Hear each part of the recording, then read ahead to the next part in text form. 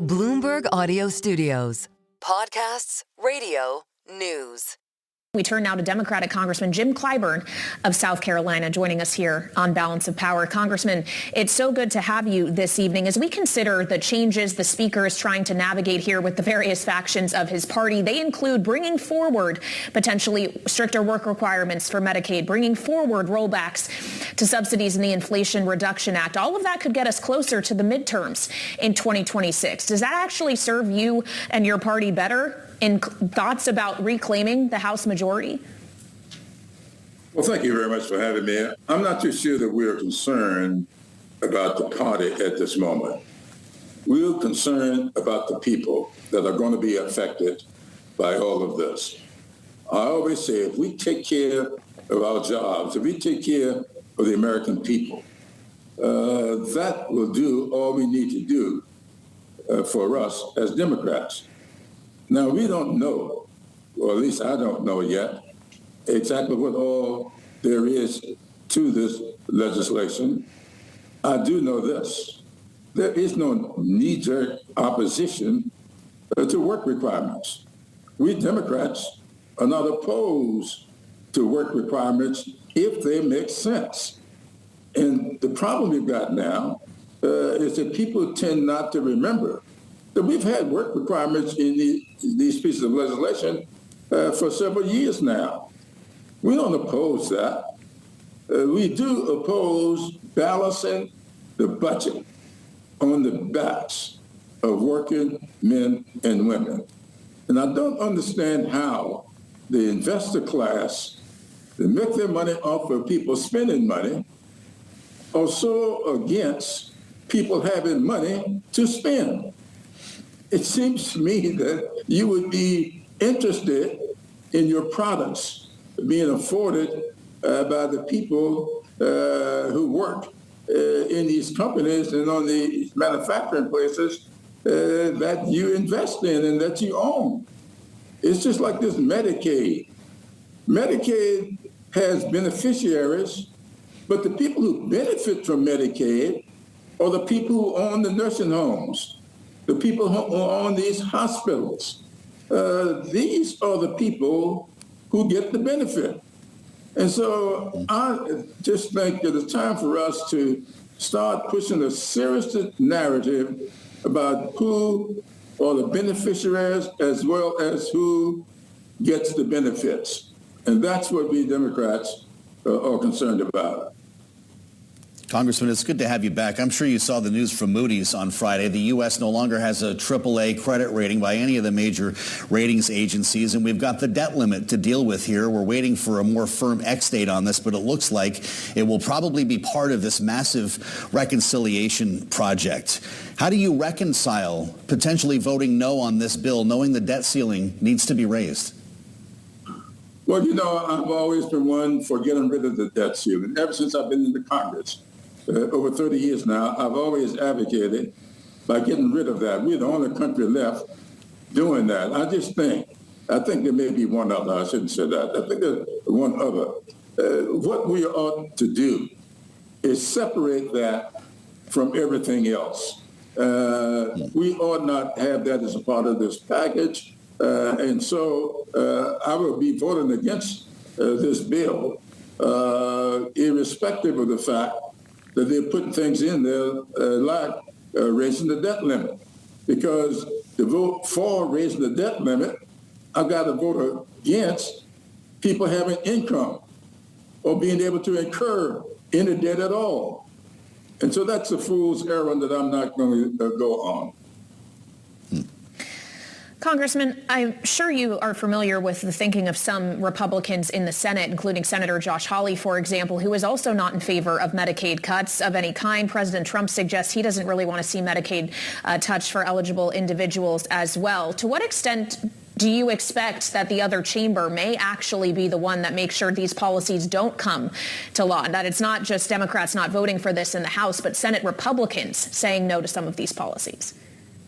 Well, I think there'll be some Senate Republicans saying no, and I think there's some House Republicans who would like to say no as well. It just so happens that people tend to put priority over whether or not they remain in this Congress or whether or not they get challenged in the primary. That's never been a priority for me. I get challenged every year, and that's fine. I'm here to do everything I possibly can to make those greatnesses, and people tired of hearing me say this, but this is a great country. We got a great educational system. We got a great healthcare system, energy. We've got it all. The problem is all Americans can't afford it. All Americans need to be able to afford these things. And so that's what I am going to be voting for, trying to do the things that are necessary so that all Americans, irrespective of what side of town you may live on, irrespective of what zip code you exist in, whether or not you can afford to educate your children, whether or not you can afford to have health care, whether or not you can afford to pay your energy costs. These are the things we ought to be about. And to the extent that there are Republicans in the House and the Senate who would agree with this, I'm pleased to have them, and I'm pleased to be associated with them. Congressman Clyburn, I want to ask you about former President Joe Biden's health and this terrible cancer diagnosis that we have all learned about. I know you two are close. Have you had a chance to talk with him? I have not talked to the former president about this diagnosis. I do believe that I received calls from him last week, which I did not get. I saw this thing that I could not return a call to, and I was told on last evening those calls were coming from him. So I have not talked to him.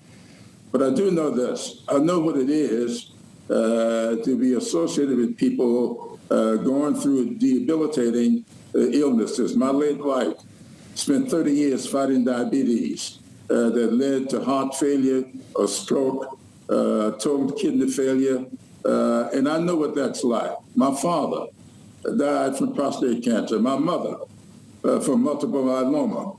And so these diseases that he has worked so hard to help alleviate and eliminate, to see him become a victim to one is a little bit disheartening, but I hope he will come along well, and I plan to talk with him very soon. Well, and we extend our well wishes to the former president as well, and we're sorry for your losses, Congressman. But we just heard from President Trump in the Oval Office suggesting that somebody is not telling the facts around this diagnosis. There's dark corners of the internet where people are also questioning the timing of this announcement. And I wonder if it saddens you, sir, to see this kind of erosion of trust. Well, trust has been eroding for a long time in this country when it comes to our governmental process.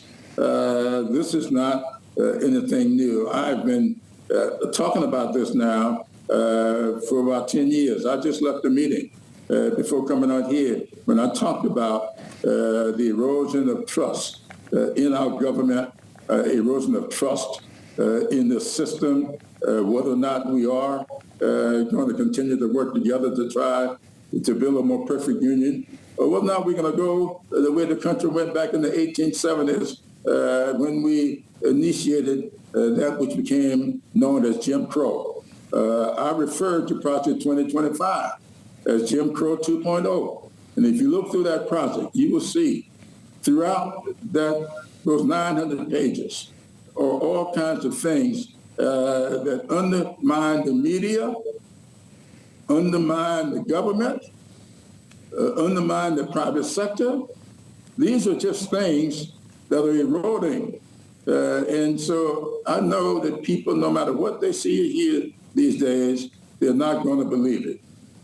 So I have no idea when the cancer was first detected.